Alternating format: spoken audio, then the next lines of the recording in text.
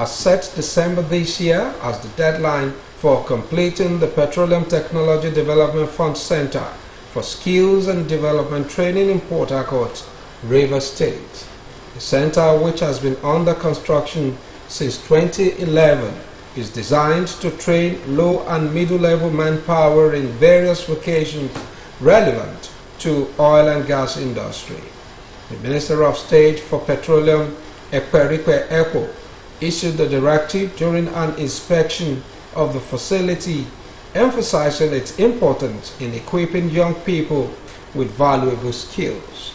Speaking to journalists on the sidelines of the inspection, Ekpo noted that the project is 92% complete and expressed confidence that it will be finished within the stipulated time frame. He stated that this is a training center for low and middle-level youth to ensure they become productive citizens with the means to support themselves. Back in Osun State Governor Senator Ademola Adeleke has called on traditional rulers in the state to intervene and safeguard the people of Osun from miscreants seeking to destabilize the peace and progress achieved under his administration. Governor Adeleke made this appeal during a meeting with the Council of Elders chaired by the Ooni of Ife, Obadeyeye Ogunwusi Ojaja II, at the Osun State Government Secretariat. Governor's Office correspondent Oluwatobiloba Odunuga put together the details. It's been presented from our studios.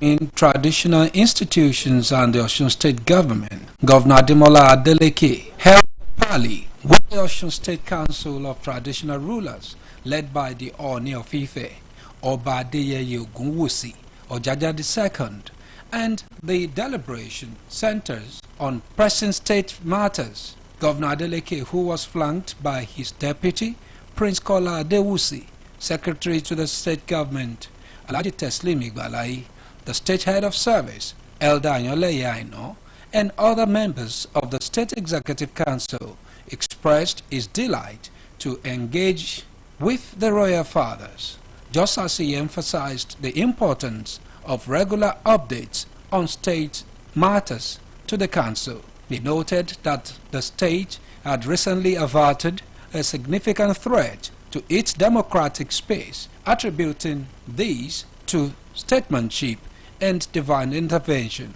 Addressing concerns about the vandalization of the newly renovated primary healthcare centers in the state, the governor reminded the traditional rulers of their responsibility to safeguarding the facilities within their communities, urging them to monitor the centers to prevent further occurrences and to encourage pregnant women and nursing mothers to utilize the quality healthcare services being provided, noting that all services at the PSCs are free. I equally enjoy our traditional rulers to encourage our people, most especially pregnant women and nursing mothers, to obtain quality healthcare for better health outcome.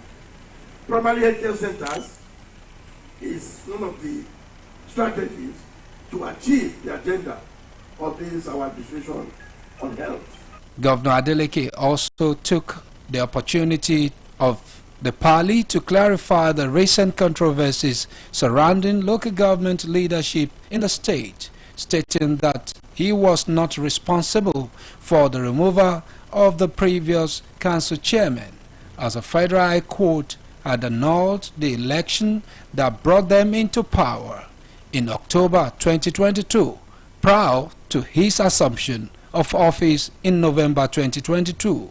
He said the court found the election process flawed, declaring it null and void, and emphasized that the judgment had not overturned by any higher court. The governor, who further explained that following the court's decision, the State Electoral Commission initiated processes to fill the vacancies, adhering to legal and constitutional provisions. And despite challenges, including attempts by certain elements to disrupt the process, the local government elections were successfully conducted last month. Governor Adeleke assured that his administration would continue to uphold the rule of law and seek legal avenues to address any dispute, avoiding violence and ensuring democratic norms are respected. The latest judgment of the Apex Court affirmed that there is no legal ground for the yes or no chairman to continue to illegally occupy the secretariat. Our Lord Fathers, you have all the facts before you. There is no reinstatement order, as you can see. The Supreme Court judgment in the case of Rivers State validated the judgment of the Federal High Court, which sacked those elected in Osun State in violation of the Electoral Act. I appeal to our reference to further educate their subject on the fact of the controversy. We should not allow fake news and destroy our dear state. In his remarks, the Ooni of Ife, Oba Adeyeye Ogunwusi Ojaja II, commended Governor Adeleke for his commitment to good governance and welfare of the people. He expressed appreciation over the governor's partnership with the Council of Obas and pledged the traditional rulers full support for the administration's effort to promote peace, development, and well-being of the citizens. The meeting concluded with an agreement to strengthen collaboration between the government and the traditional institutions to foster community development, uphold democratic principles, and enhance quality of life for all residents of Osun State.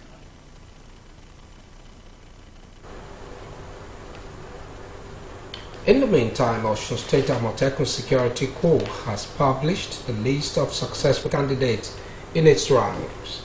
A release made available by the press secretary to the Corps, Comrade Lukman Gotemi, said the successful applicants emerged after a thorough and demanding recruitment process designed to evaluate their physical ability, mental aptitude, and readiness to shoulder the challenging responsibilities of the Corps. Comrade Gotemi said the selected individuals will undergo a physical fitness test involving a 1-kilometer endurance run beginning at the Government Secretariat's second gate and conclude at the Crescent Pilgrim Welfare Board near the Center for Black Culture and International Understanding. Participants are required to attend the fitness screening dressed in white round-neck t-shirts, white shorts, and white stickers as specified.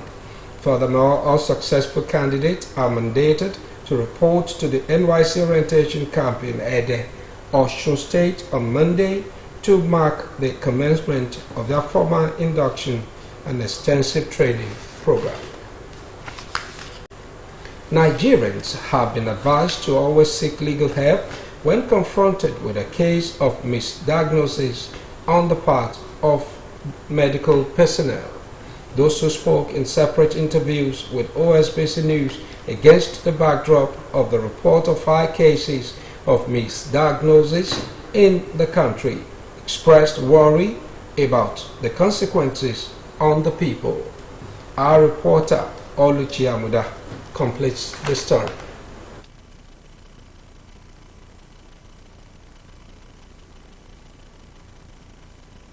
Nigeria in recent times has been recording high rates of misdiagnosis due to several factors, which experts noted to include lack of radiology tests, miscommunication, lack of experienced professionals. Misdiagnosis often leads to wrong prescription of drugs and treatment. Reacting to this development, a public affairs commentator, Dr. Yinkanju, said the issue of misdiagnosis could be caused by a combination of factors ranging from lack of experience on the part of healthcare professionals who may not be able to diagnose certain conditions, carelessness on the part of some professionals who are often distracted by phones and social media. He expressed worry that most of the best brains in the Nigeria healthcare sector have been largely affected by the Japa syndrome, and the majority of those left behind are mostly in the profession due to either parental influence or peer pressure. He called on parents to stop forcing their children into a profession they are not interested in. Parents always want their children to do their bidding. The parents will want to say that my son is a medical doctor, my son is an engineer, my daughter is a medical doctor, my daughter is a banker, is an accountant. But we realize that over time, God has given each individual different talents, which they must railroad to make its way in life. But parents will not let this happen. And I've said this before. If you don't allow the callings of a child to go, if you force a child to become a medical doctor, make a child to go to a calling that is not made by God. If you force a child to be a medical doctor, if he injects somebody, they will be dying. Also speaking, a legal practitioner, Mr. Bukola Onefadi, stated that misdiagnosis could either be a criminal or civil offense, which could lead to death, disability, and financial hardship. He maintained that the family of anyone misdiagnosed with an illness and given the wrong treatment can seek redress in the court of law. There are some people who have been given the license to attend to people medically, like doctors and nurses. Now, it depends on where you go to seek medical attention. So if you have gone to the appropriate quarter that is recognized and is licensed to operate, especially the government hospitals, I don't take that kind of mistake out. So if that kind of mistake occur, yes, you have the right under the law. If you have the law, so you can seek legal redress. Even some of it are criminal in nature. He also advised Nigerians to always seek a second opinion on all diagnoses. Oluchi Amuda, Osbc News. Nigerians have been admonished to imbibe the habit of maintaining a healthy environment to curtail the spread of Lassa fever. The Director of Public Health, Ministry of Health, Dr. Akim Bello, gave the admonition while speaking with Osbc News against the backdrop of the reported cases of the spread of Lassa fever to 11 states of the Federation. Our reporter, Oluchi Amuda, has the details. Lassa fever is an animal-borne or zoonotic acute viral illness that spreads in Nigeria during the dry season by the common African rat, also known as Mastomys rat species. The recent report released by the Nigerian Center for Disease Control, NCDC, indicated that no fewer than 461 persons are currently being tracked by the agency over the possibility of being infected with the disease that has spread to 63 local government areas across 11 states of the Federation. The Director of Public Health, Osun State Ministry of Health, Dr. Akim Bello, explained that Lassa fever affects vital organs in the body and could lead to hemorrhagic issues. The symptoms, it's not just general body pains, malaise, fever, headache, vomiting. Sometimes you have diarrhea, you have chest pains and abdominal pains. Actually, the problem is that there are some organs they normally affect the body. They can affect the hair, they affect the spleen, the kidneys, and the liver. And it's reported that in severe cases of Lassa fever, 1 out of 3 people they have hearing loss. And also, this case is more severe in pregnant women, and it may lead to termination of pregnancy. Data from the NCDC reveals that 8 deaths have so far been reported in over 1,913 suspected cases recorded by the agency. Dr. Akim Bello noted that the surest way to prevent the outbreak of Lassa fever is to maintain a healthy environment. These are the common measures. 1, you must stay healthy. 2, wash your hands regularly. Take good care of the food we eat and how we prepare our food. Mainly when you have good hygiene. He advised those who notice the symptoms related to normal fever such as headache, feverish feelings and weakness of the body among others to visit the nearest government health facility, just as he assured that the disease is not in Osun State, just as he assured that Osun State has not witnessed the outbreak of Lassa fever. Oluchi Amuda, Osbc News.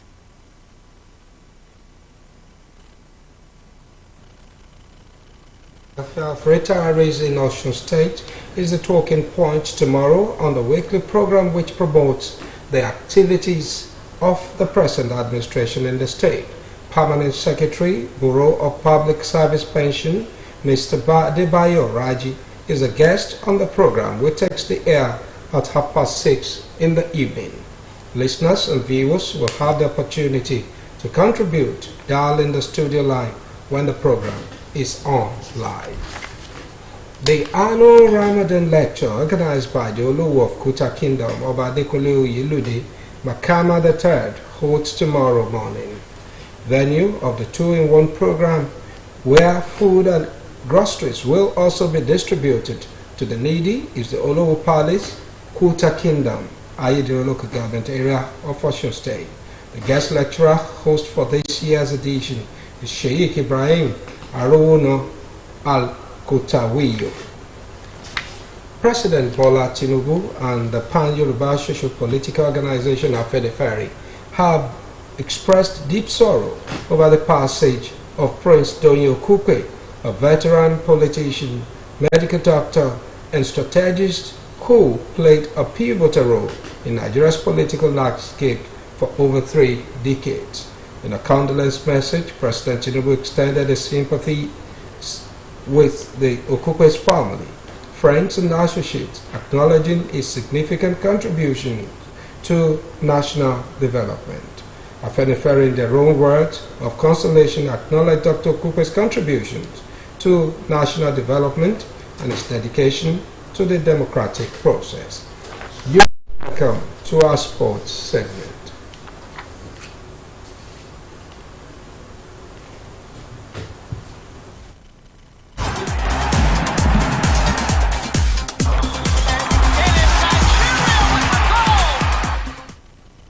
A former FIFA and CAF instructor, Adegboye Onigbinde, has advised the Nigerian Football Federation to explore the possibility of nurturing talent from the grassroots for football to develop in the country. Onigbinde stated these amid the lack of football activities at the grassroots level. In a chat with newsmen, the former Super Eagles head coach noted that gone are the days when players were discovered from the grassroots and nurtured to the senior national team. He also emphasized the need for clubs in Nigeria, Professional Football League, to scout and develop players from the grassroots. Nigeria needs to improve the game of football constantly. Then there must be a developmental program, he said.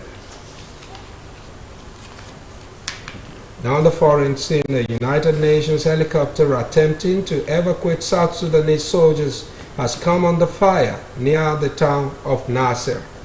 The UN mission stated that the attack came while the helicopter was trying to airlift soldiers following heavy clashes in Nasser between South Sudanese forces and the White Army Militia, a group which President Salva Kiir's government has linked to forces loyal to his rival and Vice President Craig Mankar.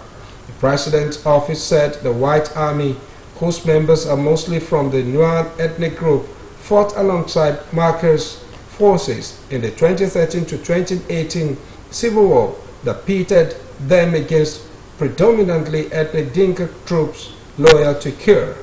Marker's spokesperson this week said security forces had arrested the petroleum minister, the peace-building minister, and the deputy head of the army and other senior military officials allied with Marker, raising fears for the country's fragile peace process.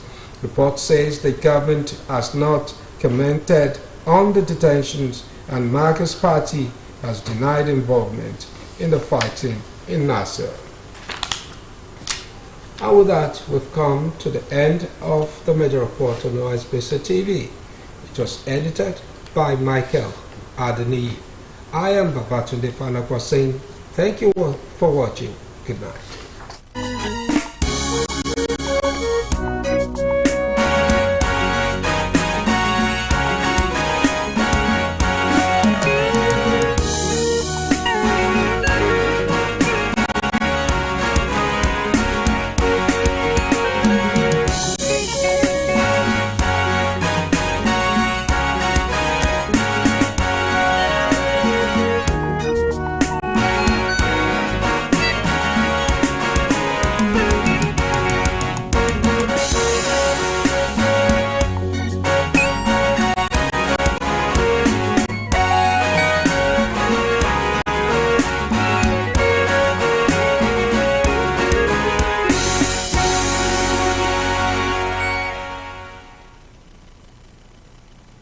Ramadan Mubarak! This season, StarTimes is bringing more value to you and your loved ones with Ramadan Upgrade promo.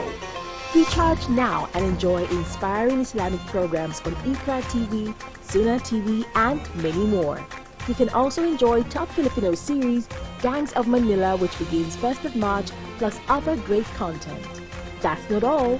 Recharge 1 month on Nova Bouquet and get upgraded to Basic Bouquet. Recharge 1 month on Basic Bouquet and get upgraded to Classic Bouquet. Recharge 1 month on Classic Bouquet and get upgraded to Super Bouquet. Recharge 1 month on Super Bouquet and enjoy 5 days extra on us. Promo begins February 24th and ends March 31st. This Ramadan, enjoy more entertainment, get more knowledge, and receive more blessings. Hurry now! Recharge and upgrade with StarTimes. Ramadan